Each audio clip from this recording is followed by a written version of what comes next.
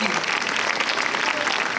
D'abord, je voudrais vous dire que c'est vraiment un très, très, très grand bonheur pour moi d'être avec vous ce soir, mes amis grassois. Car vous ne le savez peut-être pas, mais entre Grasse et moi, c'est une longue histoire d'amour. Vous savez, nous, avec notre métier, nous voyageons beaucoup, on va de pays en pays et de ville en ville. Il y a des villes que l'on voit, il y a celles que l'on écoute, Grasse est de celles qui se respirent. Bien que je n'ai pas le goût de la nostalgie, Grasse demeure pour moi un concentré de souvenirs heureux, l'essence même du bonheur, l'un de mes tout premiers bonheurs. Imaginez la route Napoléon. Bon, je suis à bord d'une Lancia, entre le ciel et la mer, et je viens d'avoir 17 ans. Je suis une fille du Nord qui vient de rencontrer quelques mois plus tôt son idole quand elle était enfant. Son idole qui deviendra son mari. Il n'était pas quand je suis arrivée à Grasse, encore on trichait encore là. Et cet homme que j'aimerais toute ma vie. Si je suis du Nord, lui c'est un homme du Sud. Il est d'Antibes. Il s'appelle Loulou Gastet. Alors comme les enfants tout à l'heure qui ne savent pas qui je suis, beaucoup d'entre vous plus jeunes ne doivent pas savoir qui était Loulou Gastet. Loulou Gastet à l'époque était un grand compositeur de musique populaire. Comment je pourrais vous donner une comparaison? Peut-être Loulou ne chantait pas, il composait tout à la guitare. Il serait le Jean-Jacques Goldman des années 40, 50 et 60. Voilà qui était.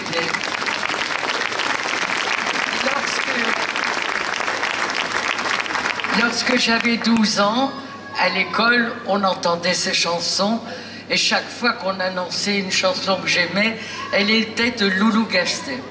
Donc je me suis mise dans mon petit village du Pont-de-Lièvre à côté d'Armentières à aimer et dans ma tête dire c'est lui que je dois rencontrer, c'est lui qui va me faire une carrière. Et le destin a voulu que je le rencontre. Mais je ne savais pas qu'il allait devenir mon mari pendant 50 ans, ou en 95, il est décédé, voilà. Alors donc, je suis sur cette route Napoléon, il m'a promis mes premières vacances. Et soudain, au pied, là surgit la ville. Et je me souviens comme dans un rêve de ces parfums de mille fleurs, car à l'époque, beaucoup de champs étaient fleuris de plantes parfumées. Et je vois encore les toits enchevêtrés semblant abriter des paradis cachés. Une cité qui a tout d'un balcon de pierre accroché à la mer. Et entre Grasse et moi, c'est le coup de foudre. Où que j'aille, et aussi lointaine que soit l'Amérique où je vais vivre longtemps, Grasse en pensée ne me quittera plus. Le temps passe quand, au milieu des années 70, une tournée remet Grasse sur mon chemin, sur ma route. Le charme est intact. Ces arbres centenaires tutoyant le ciel, la symphonie de ses parfums, de ses couleurs. Comment pourrais-je alors imaginer que quelques années plus tard, j'aurai l'occasion d'acheter 2 appartements dans la résidence Émeraude, un havre de paix construit là même où s'élevait le château Argès, que j'avais découvert émerveillé en allant vers Nice dans les années 50. Maman habitera un des appartements et Loulou et moi l'autre. Mais Grasse est aussi devenue un rendez-vous de l'amitié, quand s'y sont installés Virginie et Gérard Ferry, au cœur d'une oliveraie dans la plaine. Gérard et Virginie, nous nous étions connus en Amérique. Et quel endroit choisissaient-ils pour s'établir définitivement à leur retour en France? Grasse. c'est encore un signe du destin pour moi. Je me revois sur le balcon de l'appartement, quand ils construisaient leur maison en bas, je brandissais un drapeau blanc pour leur dire de venir prendre l'apéritif. Ils sont mes intimes, c'est ma famille. Depuis toutes ces années, plusieurs fois par an, je séjourne chez eux. Voilà. Une part de moi et une part de mon cœur est toujours ici. C'est lors de l'un de mes séjours que j'ai rencontré Jérôme Viaud, le maire de Grasse, que j'ai trouvé absolument charmant. Pas mal du tout. M'attendez pas comme ça à ça. Des fossettes au creux des joues. Ah, j'ai eu un coup de foudre là aussi. Voilà. Alors, il m'a proposé d'être la marraine de cette 47e édition d'Expo Rose. Je n'ai pas hésité une seconde. Je ne peux rien refuser à la ville de Grasse.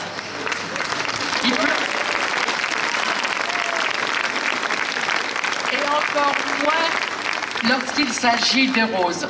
En plus, je trouve que c'est un devoir de mémoire de faire savoir au monde entier que c'est ici, à Grasse, le savoir-faire dans la parfumerie.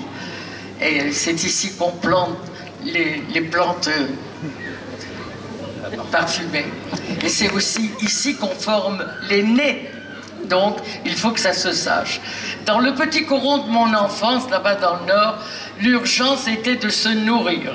Alors, dans notre jardin, il n'y avait pas de place, il y avait que des places pour le potager. Nous n'avions pas de fleurs.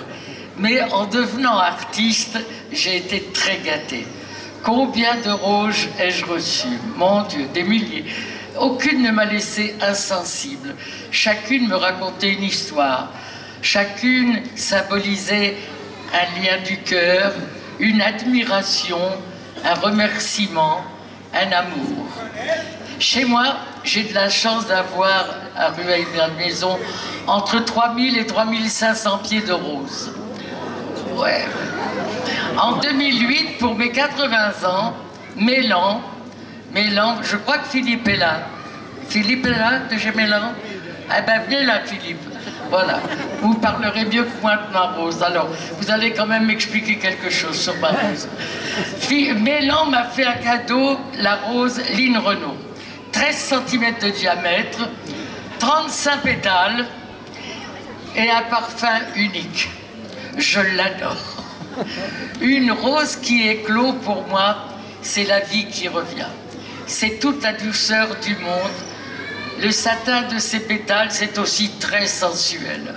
Alors, quelle belle idée d'organiser cette nouvelle édition d'Expo Rose sous le signe du tango. À l'image de la rose, le tango est un hymne à l'amour. Il est sensuel, voluptueux, élégant comme votre mère.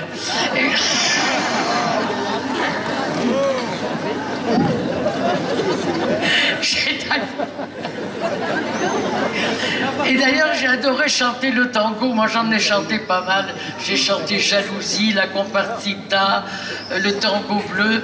J'ai même été jusqu'au tango de l'éléphant. Et dans une revue qui s'intitulait Désir, j'ai chanté Rose de mai. La rose et le désir, c'est tout un programme. Alors venir fêter la rose et le tango à Grasse, je n'aurais pu rêver mieux.